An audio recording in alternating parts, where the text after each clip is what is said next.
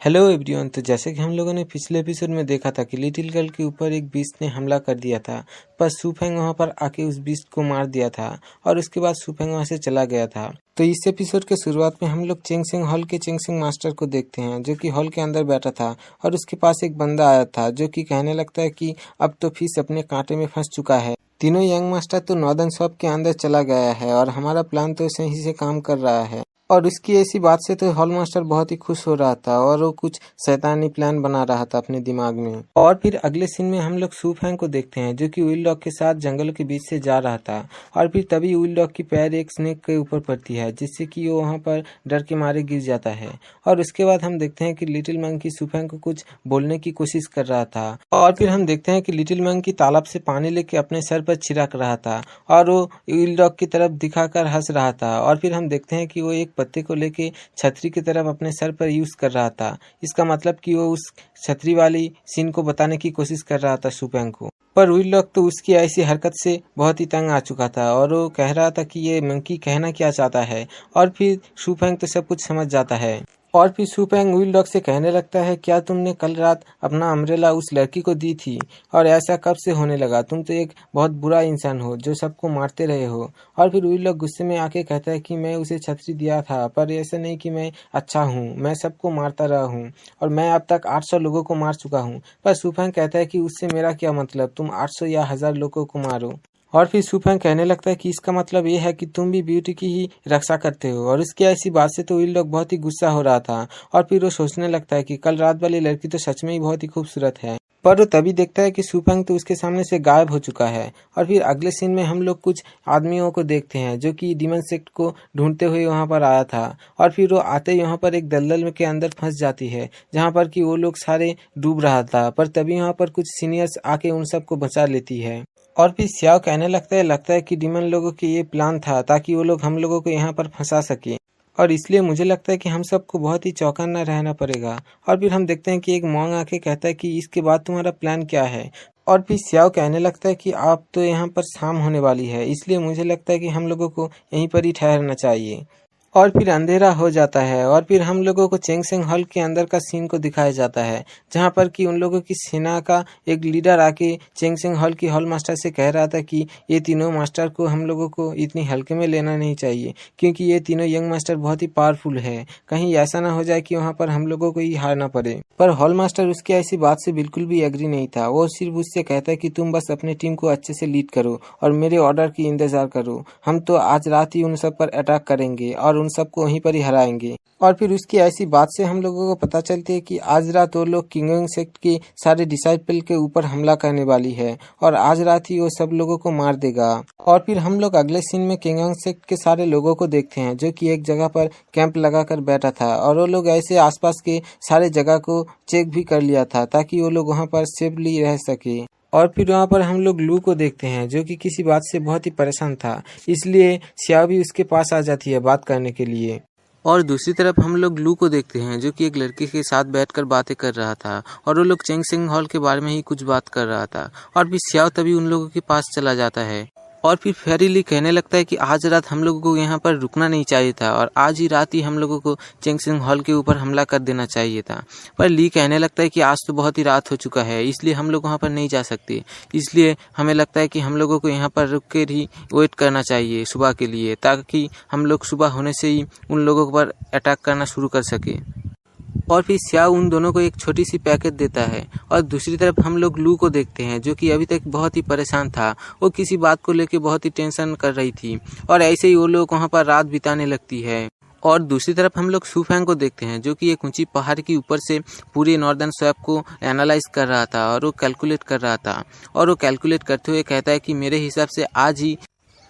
चेंगसेंग hall किंगोंग sect के ऊपर हमला करने वाला है। और हम लोग देखते हैं कि होता भी ऐसा है। चेंगसेंग हॉल तो अपना आर्मी को लेके उन लोगों पर अटैक करने के लिए तैयार हो रहा था और फिर हॉल मास्टर उन सबको अटैक करने की परमिशन दे देती है और फिर दोनों सेक्ट के बीच देखते ही देखते एक घमासान जुद्ध छिड़ जाती है। और फिर हम देखते हैं कि वो लोग तो एक दूसरे को बेरहमी तरीके से बहुत ही क्रूएल की तरह से मार रहा था।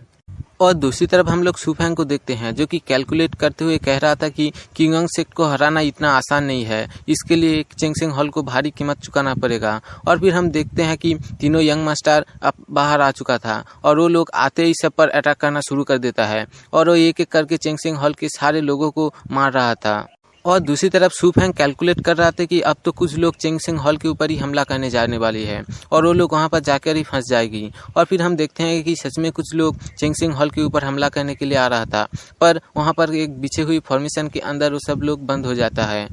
और तो और उस फॉर्मेशन के अंदर से एक पावर बाहर आके उन सब पर अटैक कर रहा था, जिससे कि वो लोग अपना अपना सील बनाकर रोक रहा था। पर वो अटैक बार बार घूम घूम के उन लोगों पर अटैक कर रहा था, जिससे कि उन लोगों को उसे रोकने के लिए बहुत ही प्रॉब्लम हो रही थी। और फिर हम लोग देखते हैं कि वहाँ पर तो चेंगसेंग हॉल की बहुत सारे आर्मी वहाँ पर रुककर उन सब पर नज़र रख रहा था। और तो हम लोग दूसरी तरफ किंगोंग सेक्ट के डिसाइपल्स को देखते हैं जो कि अपने खतरनाक पावर के साथ वो लोग चेंगसेंग हॉल की सारे लोगों को मारते जा रहे थे और वो लोग देखते ही देखते चेंगसेंग हॉल के ज़्यादा से ज़्यादा बंदों को मार दिया था और इसलिए वो दोनों आमने सामने आ गए थे। और फिर हम देखते हैं कि हॉल मास्टर के पास एक बंदा आके कहता है कि हमारा तो 30% से ज़्यादा लोग मारे गए, इसलिए हम अगर इसे कंटिन्यू करें तो हम लोग ज़रूर इसमें हार जाएंगे।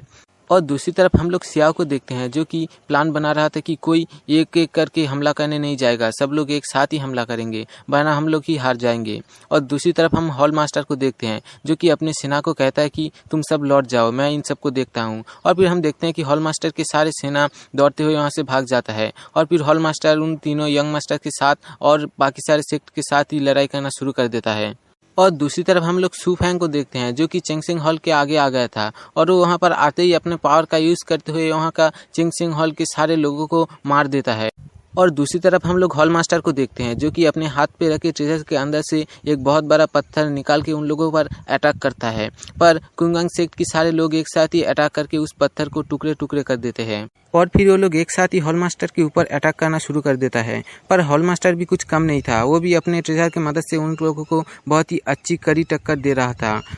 और लू और सियाओ तो अपने शॉर्ट पावर की मदद से हॉल मास्टर को अटैक कर रहा था। और दूसरी तरफ हम लोग को दोनों मॉन्ग को देखते हैं जो कि दोनों मिलकर अपना बहुत बड़ा बजरा बॉडी को निकालते हैं और जिससे कि हॉल मास्टर के ऊपर अटैक कर रहा था, पर फिर भी हॉल मास्टर उन सब की इतने सारे अटैक को बहुत ही आसानी से झेल रहा था।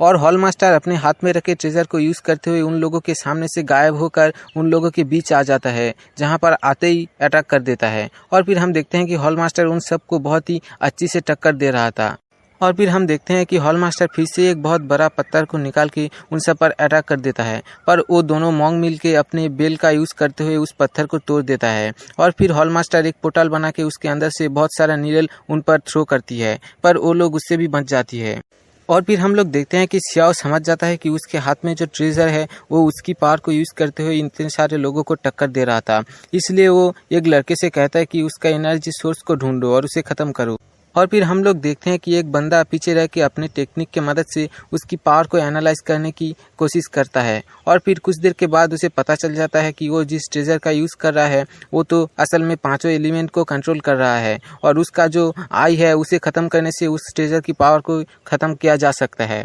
और इस बात के पता चलते ही एक बंदा जाके उस आई पर अटैक कर देता है, जिससे कि उसका ट्रेजर की पावर कम हो जाती है। और फिर हॉल मास्टर कहने लगता है कि ये लोग तो बहुत ही चालाक है और एक है कि वो वहाँ से भागने लगता है क्योंकि उसका ट्रेजर का पावर भी ख़त्म हो रहा था। पर वो लोग हॉल मास्टर को वहाँ से भागने नहीं देता, वो लोग चारों तरफ से हॉल मास्टर के ऊपर अटैक करना शुरू कर देता है और वो लोग बहुत ही अच्छे से उस पर अटैक कर रहा था। और फिर हम दूसरी तरफ लियू को देखते हैं जो कि अपने थॉट से थंडर पावर को रिलीज कर रहा था और वो अपने थंडर पावर का यूज़ करते हुए वहाँ पर किसी बहुत बड़े पावर को तैयार कर रहा था।